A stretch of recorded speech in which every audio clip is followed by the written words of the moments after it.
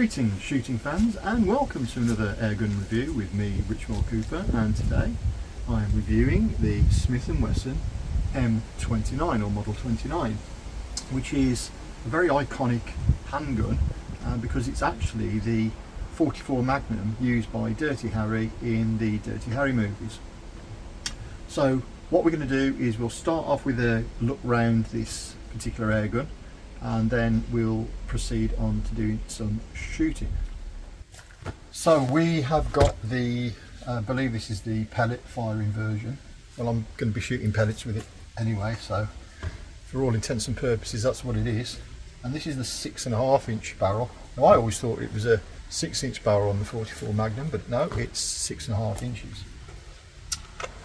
So what we have here is a rather beautifully finished replica, and I think this has got to be one of the finest looking airguns in terms of the quality of the finish that I've ever seen. The bluing is absolutely amazing, and if I've only got one slight criticism, it's the grips, which while wood effect do seem a little bit flimsy compared to the rest of the piece. It has got an adjustable rear sight with a non-adjustable front sight, which has got a red insert on it to aid acquisition and visibility. We've got the M29 markings, and this is a licensed replica, so we've got Smith & Wesson markings on the grips and embossed onto the frame. We've also got Smith & Wesson on the barrel and 44 Magnum on the other side, and then no other markings apart from the chamber release or the cylinder release, which also doubles up as a safety.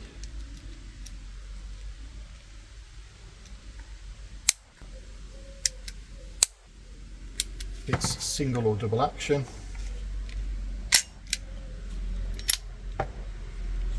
And as with most revolvers of this type, the CO2 cartridge is inserted inside the grip, and there is an integral Allen key to aid tightening up the screw.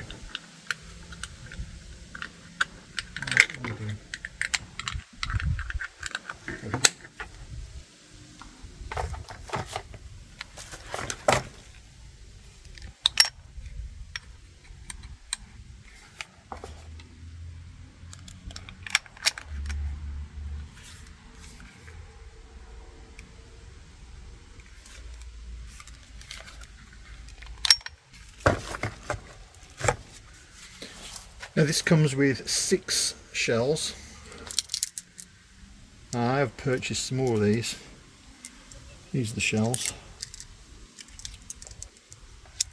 I purchased another, I think I bought 2 packs of 10, and they're a slightly different colour.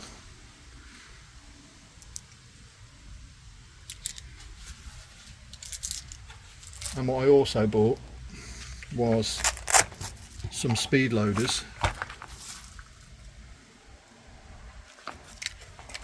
and these fit quite nicely into some fabric magazine pouches that I happen to have lying around.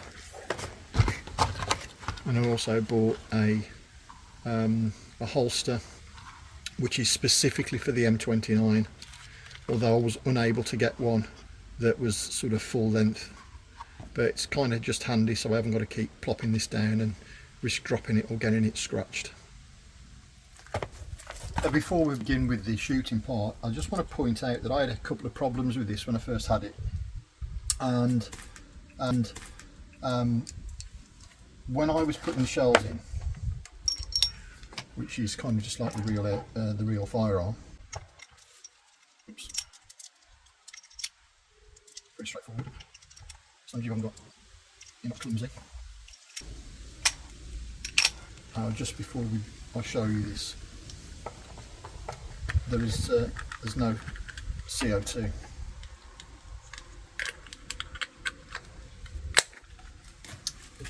I found and this wasn't with all the shells, it was with some of the shells, that when I was indexing the cylinder by cocking the hammer or pulling the trigger, it was getting hung up, and felt like I was having to put quite a bit of force to get it to cycle, and in some cases it wasn't going to cycle. Now, knowing that these air guns are not manufactured to the same sort of level of strength as a real firearm, you'll notice that as you cock the hammer, you've got this little part here. Now, I think these are only like pot metal. That was putting a lot of strain on this, and I couldn't figure out why the cylinder wasn't indexing properly. I did notice that where the cylinder links to the barrel, this little bit here is on a spring. That means it gives a nice tight seal with the cylinder and the shell and the barrel. So I thought at first maybe that was an issue, so I put a bit of extra lube on there, but that didn't seem to solve the problem. What I actually narrowed it down to was the rubber seals on the shells were protruding slightly, and that was catching and preventing the cylinder from indexing. So what I basically did was get a bit of sandpaper and just rub the bottom of the shells on the sandpaper to just remove the excess, and just then add a little bit of silicone oil to make sure that they were well lubricated, and that solved the indexing issues. Forgot to mention, you get a couple of manuals, the usual stuff. This actually comes in different length barrels. I think there's an 8-inch and a 3.5-inch, and I would have quite fancied the shorter barreled one, but just so happens that this was the one that was in the shop. I've got a couple of CO2 cartridges that should be more than enough for today's testing, and I will be using these RWS CO2 target pellets in 177. So let's pop a CO2 in.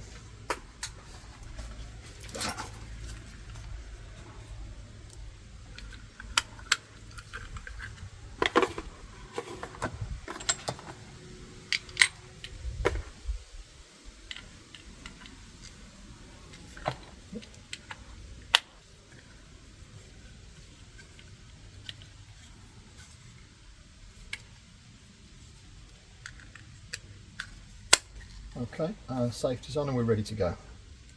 I'll pop a few shells in. I'll do these by hand, I think.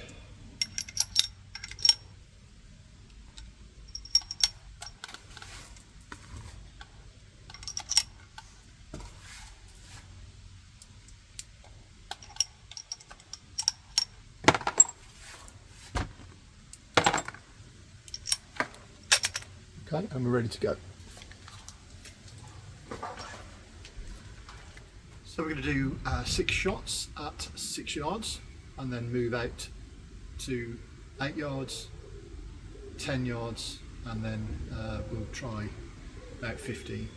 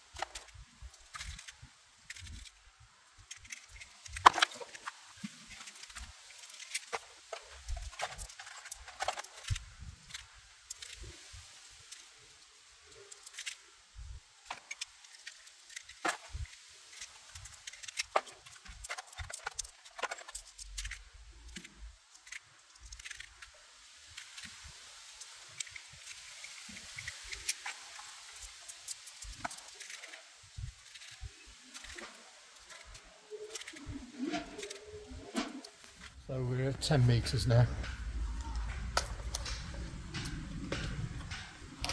It's getting tricky to see the target.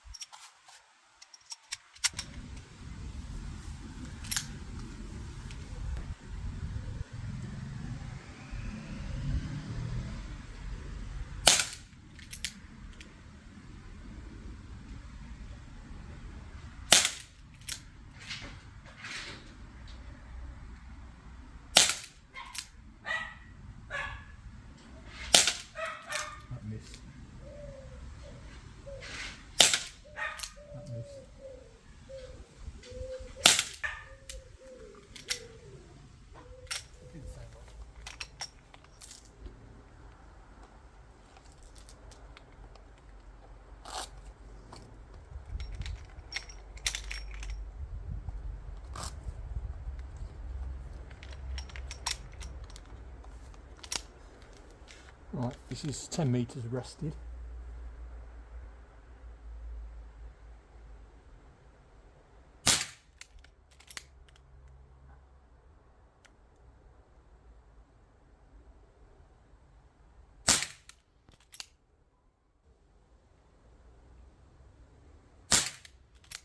Sun's in my eyes a bit.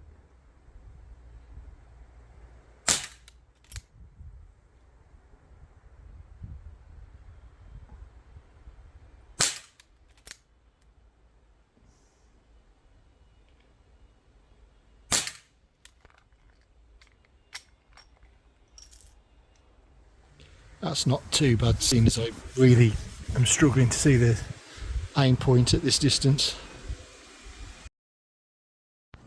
Alright, so this is 15 metres. Let's see if I can hit that tin can.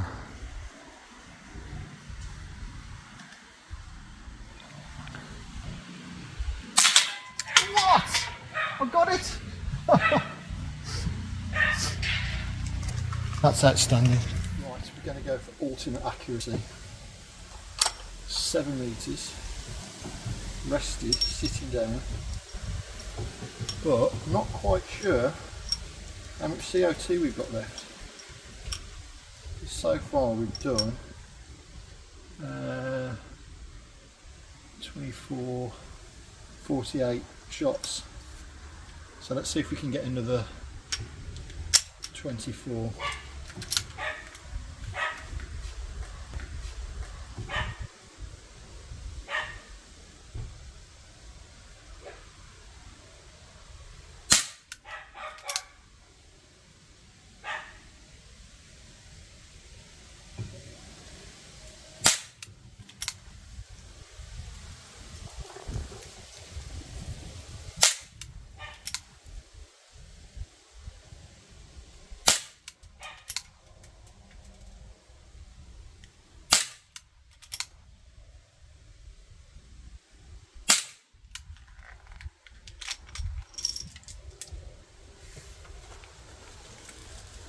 There's 6.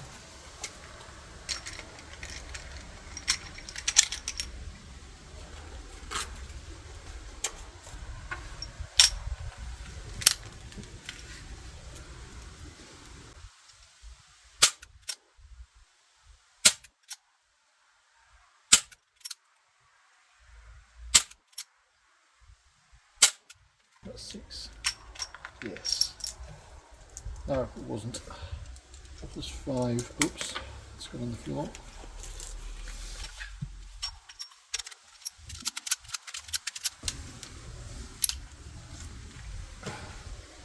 Was it 5 or was it 6? Do you feel lucky?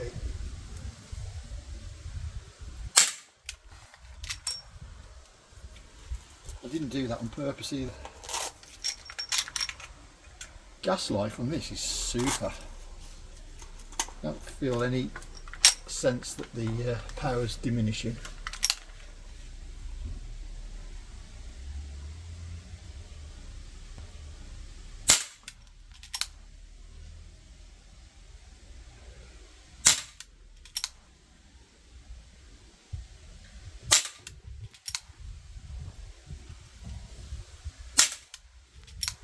maybe dropping off a little bit. Oh yeah, that missed. Yeah, that's it now. Last two were dropping off. So how many is that? We had 48, 54, probably about 50 shots I'd say before the power starts dropping. Oh yeah, that's more like it.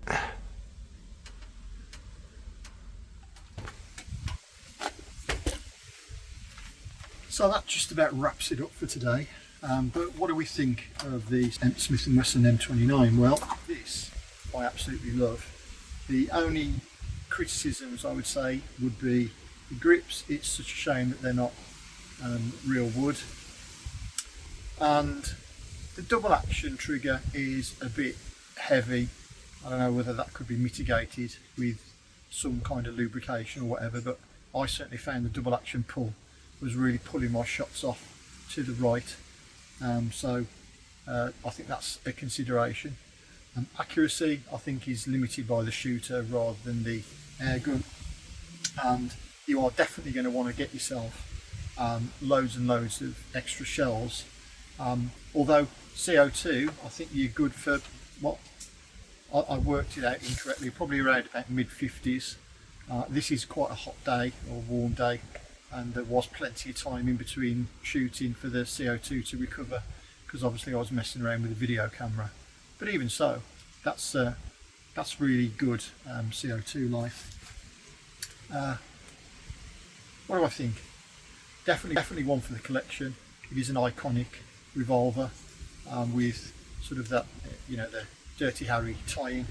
I am going to link to another video which was by a guy that does real shooting reviews called Hickok45, and he actually explained in quite a great detail why this is actually not a 44 caliber revolver. They're actually .43 caliber, and I'll link to the video so you can watch that. I found it really interesting when I watched it last night.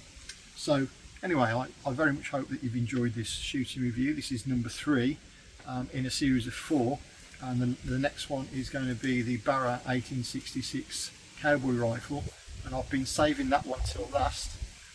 So I very much hope that you've enjoyed this. Please drop a sub, just caress that subscription button very lightly with the favourite appendage of your choice, and don't forget to click the notification bell so you get warned of upcoming videos. And in the meantime, don't forget, always have fun but shoot safe.